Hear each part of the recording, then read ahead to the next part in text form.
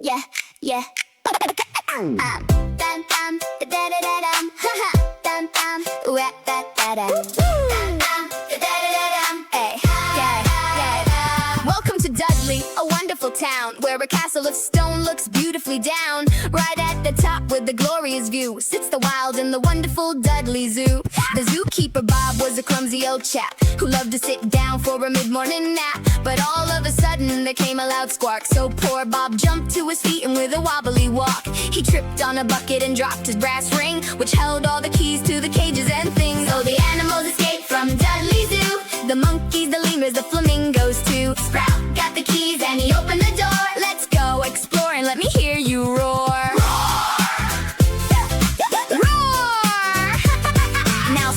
An ape with a cheeky big grin and orangutan keen for the fun to begin. He reached through the bars with his long hairy arm and snatched up the keys without causing alarm. Click clack went the locks and the door swung out wide. Come on, shouted Sprout, let's explore the outside. He freed the flamingos, the lions and bears, and the cheeky cute lemurs who jumped down the stairs. He freed the giraffes and the penguins who waddle, and the meerkats who left in a quick furry dawdle. All the animals escaped from Dudley Zoo, the monkeys, the lemurs, the flamingos too. Sprout got the keys and he opened the door. Let's go explore and let me hear you roar.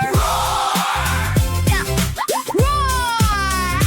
Down the castle hill, the great animal crew said a joyful goodbye to their home at the zoo. The penguins slid down to the Black Country Museum, eating chips from a cone. You just had to see 'em. While the lemurs caught a boat going deep underground through the long Dudley Tunnel without making a sound. The monkeys caught a bus down to Mary Hill Mall, trying on hats, scarves, and dresses for autumn and fall. The flamingos flew to Priory Park for a rest. They love the lovely green gardens the best. But the tiger wanted a much longer ride, so he sat at the tram stop, his tail by his side. He rode the new tracks down to Briley Hill, sitting so nicely and perfectly still. He hopped off the tram feeling happy and cool, and wandered right over to Peter's Hill School. The children all gasped as gave a loud roar and pushed his big head through the headmaster's door. The headmaster jumped and he spilled all his tea, saying, "Tigers don't go to this school." Goodness me! Oh, the animals escaped from Dudley Zoo, the monkeys, the lemurs, the flamingos too. Sprout got the keys and he opened the door. Let's go exploring, let me hear you roar. Down in Everton, right next to the road, sat a gigantic and warty green toad. He hopped on the huge Titanic anchor, then hitched a ride back on a passing milk tanker. Over in Stourbridge, a chimp named Cass wandered inside the Museum of Glass. She tiptoed around on her nimble chimp feet, being careful to keep the displays very neat. She stared at the vases of ruby and blue and made a funny chimp face at her reflection too.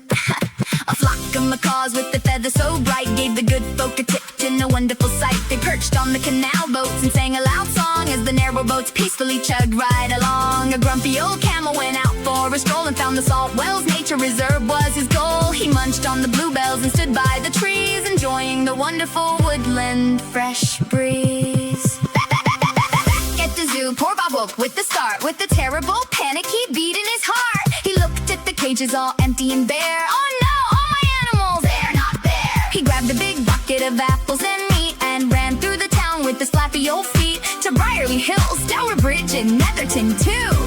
He shouted, "It's dinner time, you lot, back at the zoo." Oh, the animals escaped from Dudley Zoo, the monkeys, the lemurs, the flamingos too. Sprout got the keys and he opened the door. Let's go exploring, let me hear you roar.